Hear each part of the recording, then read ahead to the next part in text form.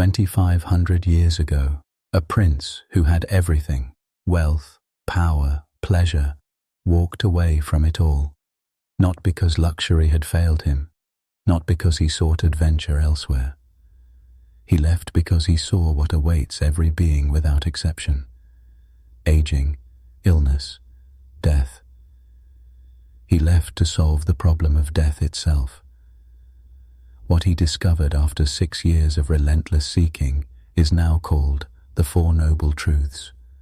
Not philosophy, not religion, a diagnosis and a cure for the deepest affliction of existence. The Buddha was often called the great physician. The ancient texts record, like a skilled doctor who first sees the illness, then investigates its cause, then confirms a cure exists, and finally prescribes the treatment. This is precisely the structure of the Four Noble Truths. The first truth identifies the ailment. The second truth traces its origin. The third truth declares that complete healing is possible. The fourth truth lays out the path to that healing. These truths are not doctrines demanding belief. They are principles to be investigated, tested, verified in the laboratory of your own experience. The Buddha's invitation was always ehipassiko, come and see, not believe and obey. The first noble truth is dukkha, a word that resists easy translation. Some render it as suffering, but this captures only the surface. Dukkha points to something more pervasive, the fundamental instability woven into all conditioned existence. Consider, we are born, and from that moment, decay begins.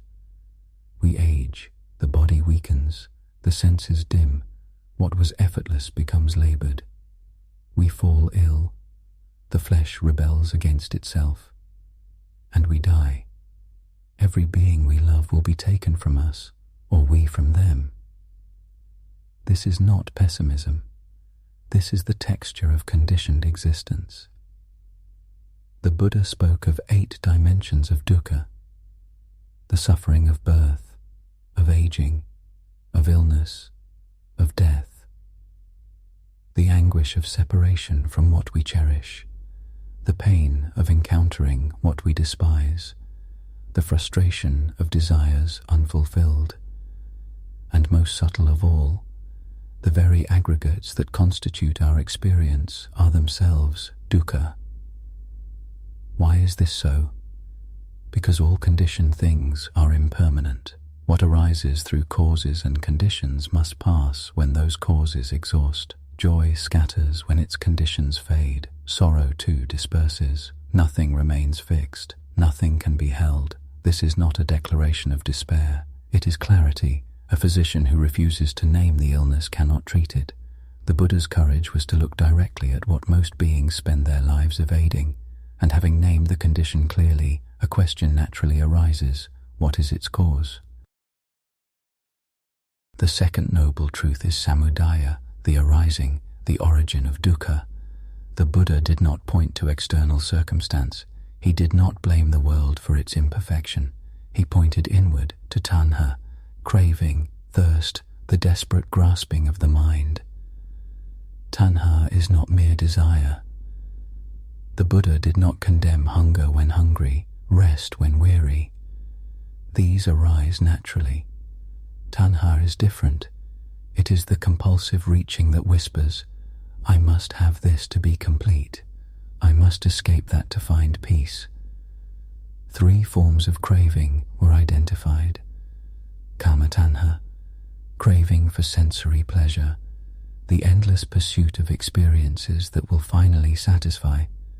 Bhava tanha, craving for becoming, the drive to be someone, to achieve, to solidify an identity.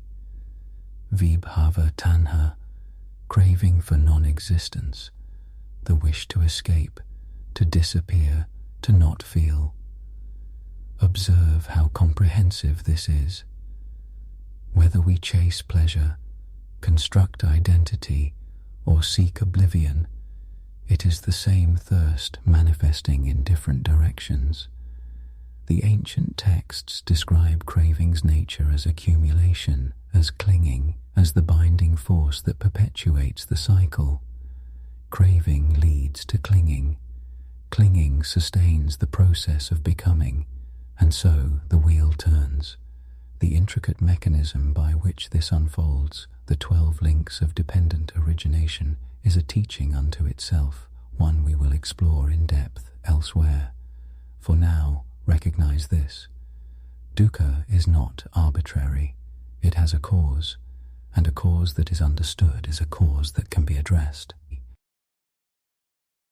The third noble truth is nirodha, cessation. Here the teaching pivots from diagnosis to profound hope. The Buddha's declaration, dukkha can end.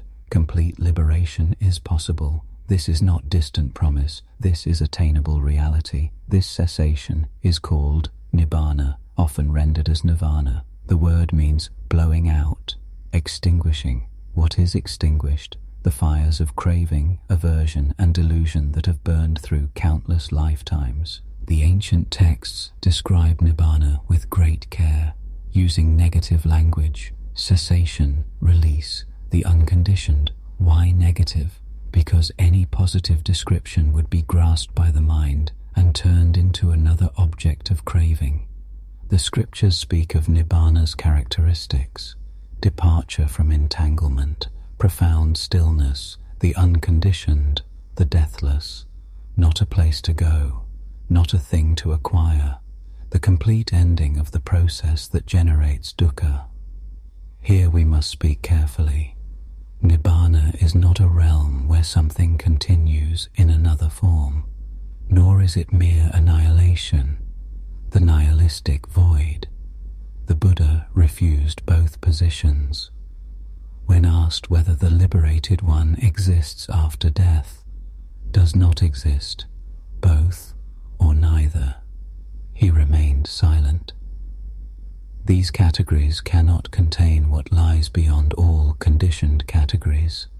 What can be said? When the causes of suffering cease, suffering ceases.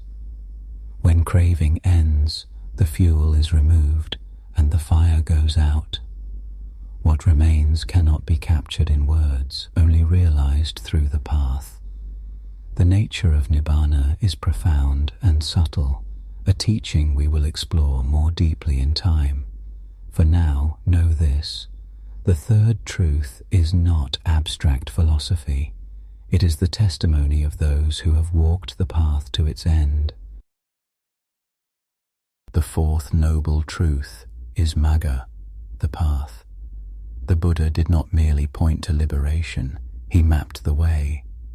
This is the noble eightfold path, 8 interconnected dimensions of a single transformation.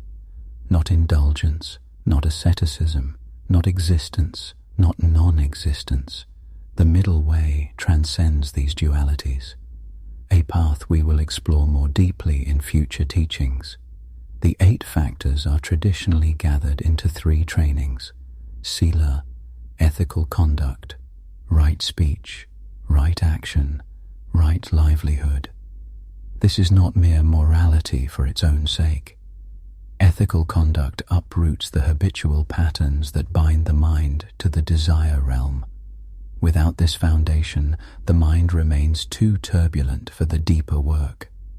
Samadhi, concentration; right effort, right mindfulness, right concentration. Here the mind is trained to stability, to presence, to unification. Yet concentration alone does not liberate.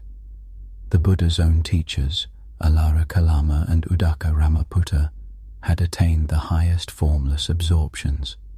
Still they had not found the end of suffering. Samadhi existed before the Buddha. What he discovered went beyond it. Panya, wisdom; right view, right intention. This is the essential element, not worldly cleverness, not accumulated knowledge. Panya is the penetrating insight into impermanence, suffering, and non-self, the wisdom that sees through the nature of reality itself. Some reach liberation through insight alone, Others combine insight with deep concentration. But without the wisdom that sees through conditioned existence, there is no liberation. This is the distinctive contribution of the Buddha. Not concentration, which was already known, but the insight that transforms. The path is gradual. You need not become a perfected being overnight. Every moment of mindfulness, every act of ethical restraint, every glimpse of insight, each moves you forward. The ocean floor slopes gently toward the depths. The Four Noble Truths, a complete framework to understand the reality of dukkha, the instability woven into all that arises and passes away, to abandon its cause, the craving that fuels the cycle, to realize its cessation, the peace that cannot be disturbed, to cultivate the path, the training that leads from bondage to freedom. The Buddha offered these truths not as commandments from above, but as principles to investigate. Your own experience is the ground of verification. Sit with these truths. Observe craving when it arises. Watch how suffering follows grasping, how release follows letting go. This is not belief. This is seeing for yourself. Thank you for watching. May all the darkness and suffering upon you come to me, and may any merit and goodness within me flow to you.